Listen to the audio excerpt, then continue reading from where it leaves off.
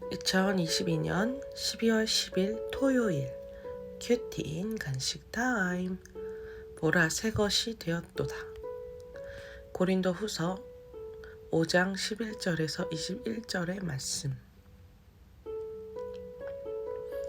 우리는 주의 두려우심을 알므로 사람들을 권면하거니와 우리가 하나님 앞에 알려졌으니 또 너희의 양심에도 알려지기를 바라노라.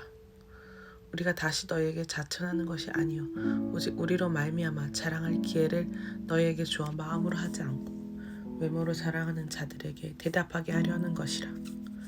우리가 많이 미쳤어도 하나님을 위한 것이요 정신이 온전하여도 너희를 위한 것이니 그리스도의 사랑이 우리를 강권하신도다.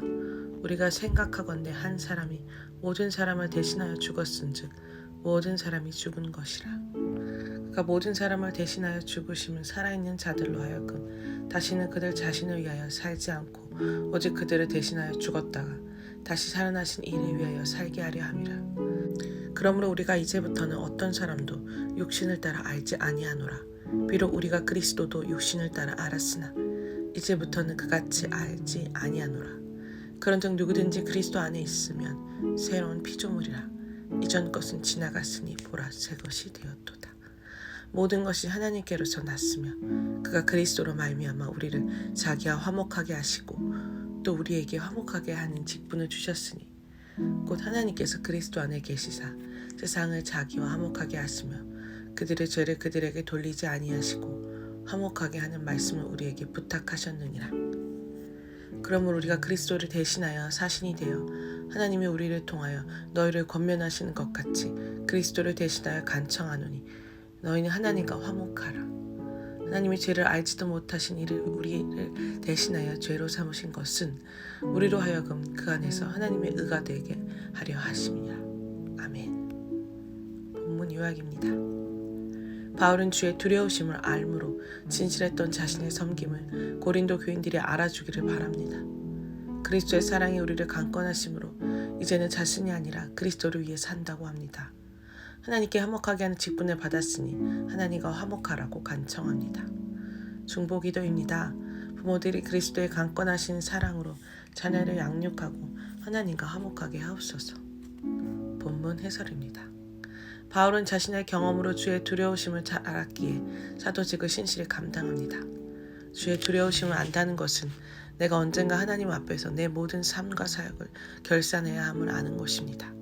그는 그리스도의 심판대 앞에 회개보고를 할 그날을 늘 생각하기에 언제나 진실함과 정직함으로 교회를 섬깁니다.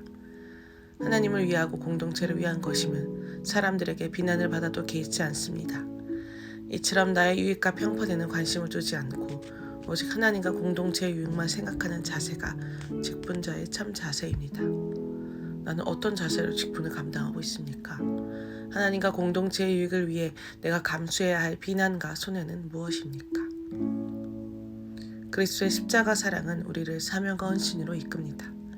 그리스도께서 우리를 대신하여 죽으심은 우리가 다시는 자신을 위해 살지 않고 오직 우리를 대신하여 죽었다가 다시 사신 그리스도를 위하여 살게 하려 함입니다. 구원받은 우리는 더 이상 우리 자신의 소유가 아닙니다. 그리스도 안에서 죽은 우리는 그리스도의 것으로서 누구도 육신을 따라 판단하지 말고 구원의 관점으로 봐야 합니다. 그리스도 안에서 자기를 부인하고 구원을 위해 사는 우리가 바로 새로운 피조물입니다. 거룩을 향해 가는 내가 바로 하나님의 새 것입니다. 나를 대신하여 죽으신 그리스도의 사랑을 깊이 생각하고 있습니까? 그리스도의 사랑에 이끌려 이제 주님을 위하여 살아야 할 것은 무엇입니까? 우리를 새로운 피조물로 거듭나게 하는 모든 구원의 은혜가 하나님에게서 났습니다. 예수께서 우리를 하나님과 화목하게 하신 목적은 우리가 화목의 직분을 감당케 하려는 데 있습니다.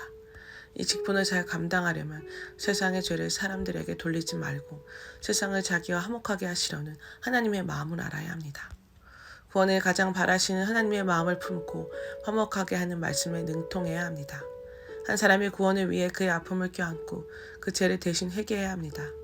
화평하게 하는 주의 자녀는 언제나 하나님과 화목하라고 간청하는 자입니다. 하나님과 화목하라고 간청해야 할 사람은 누구입니까?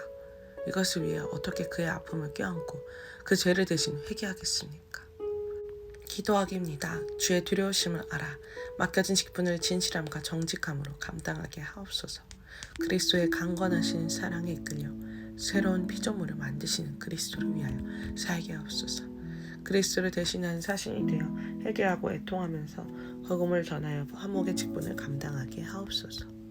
묵상 간증입니다. 화목하게 된 가정. 윤명호. 저는 고등학교가 최종 학력이지만 좋은 직장에 취업하게 되어 학력에 대한 열등감이 없었습니다. 하지만 저희 남편은 자신이 전문학교를 졸업했다는 사실에 열등감이 있고 그 때문에 공부를 제일 중요시하는 사람이었습니다. 남편은 못다한 공부를 하고자 직장생활을 하면서 대학교와 대학원을 다녔습니다. 그러면서 공부를 중요하게 생각하지 않는 저와 친정집을 무시하는 발언을 일삼았고 시어머니도 아이들이 공부를 못하면 다 저를 닮아서 그런 것이라고 말씀하시곤 했습니다.